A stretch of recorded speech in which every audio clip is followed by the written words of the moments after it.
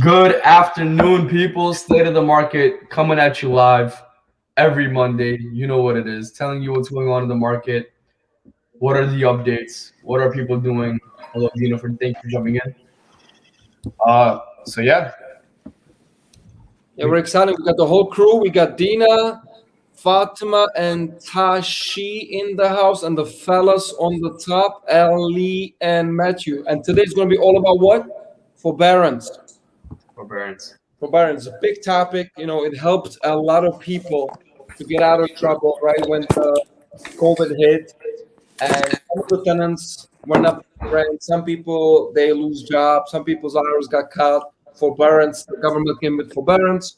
Basically, you did not have to make your payments. They were attached to the end of the loan. There's no free ride. Those payments are attached to the end of the loan, but you don't have to make them for 6 months. And some people, they even extended it to a year, right? So it makes a difference. You got $3,000-$4,000 mortgage, which you don't have to pay now.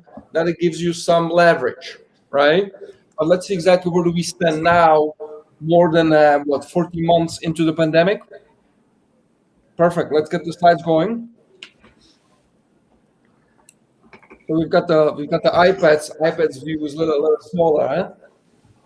MacBooks on top, iPads on the Like Max rules. bottom. Alrighty. Forbearance update.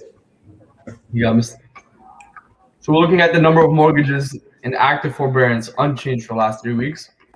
So as you can see, the number starting last year, May, that's when it was at its peak. I mean, people in forbearance. Roger, I see the mouse, bro. Nice. showing the forbearance visual. So the number is coming down, right? From Look, I don't want to interrupt you, but I'm already fully vaccinated, so go ahead. Yeah, so we're looking at from the upper 4.7 million coming all the way down to 2.3. I mean, the difference in a year, people coming out of forbearance, it's good news. It means people are back to work, paying their mortgage on time, the right way, the right thing to do. Bottom line. So not much of a change in last 3 weeks, But comparing to last year where we were, I mean, we down about 50%. Now Fatima will tell us what's happening actually in like last 4 months. I think she's got some more accurate data. yeah, so let's look at that. Okay, so 400K mortgages left forbearance in the last 2 months. Which is incredible, right? So you can see back at the end of February, we had 2,710,000 people in forbearance, and as of last month, April 23rd, we down to 2,310,000. So it's 400,000 people actually left the forbearance in the last 2 months. And now everybody's obviously curious what happened to them, right? How did it go? What was the result? So Dina can tell us more about that. Okay, so 47.3% were paid in full, 36.5% worked out repayment plan, 16.2% were still in trouble. And it says 1.6 repayment plan, which means short sales deed in Got it. Ali, you want to elaborate? Yeah, so the forbearance plan, 47% of the people paid in full. That's how they got out. 36.5, what we're looking at is the blue. They worked out a different payment plan. Either they had a modification to their home or they had a loan deferral. And then the 16%, they had a little bit of trouble. And this is looking at April's data.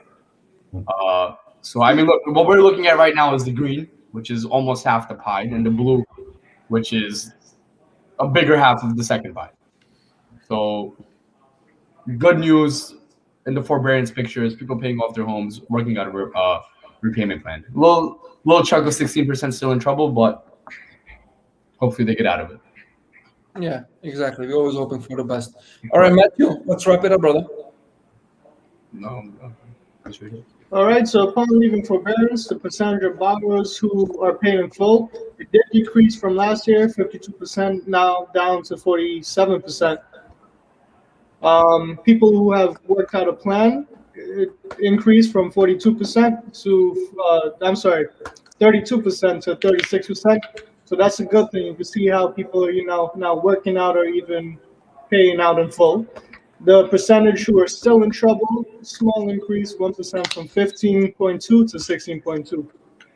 Yeah, good stuff. And like, I got a call. It's funny. I just got a call like over the weekend from a client who's on forbearance, and he got the whole package with all these options, right? Do you want to modify the mortgage? Do you want to refinance the mortgage? Do you want to stick to it, right? So the banks are really working with the borrowers to find a way to keep them in the home. So like Matthew had said, from January through mid-April, actually, the percentage went up almost 10%, who actually have worked out a plan with the bank to stay in the properties, which is great, right? Paid in full went down a bit and still in trouble. Hopefully those folks will get better. Do we have more over there, Hima, or no? Perfect. Tashi, wrap it up with a nice quote. So the quote is by Rick Sharga. I think the math speaks for itself, how well the forbearance program has worked, and it's one of the few times in my career that I've seen a government program adopted well and executed as well by the industry as this one. Perfect. Yeah, so that's a great quote from the EVP of Realty Track, right? Again, like a government coming along with the other institutions to really, finding a way to help people not only stay in the properties, but really reduce the anxiety. So great job done. And fellas, anything you want to add? No, that's it. You're pretty good. Good stuff. Alrighty, all about forbearance. Again, nothing too sexy, right? But it's a part of what really helped a lot of folks stay in the property. So thank you for jumping in, and we'll talk later. All right, later.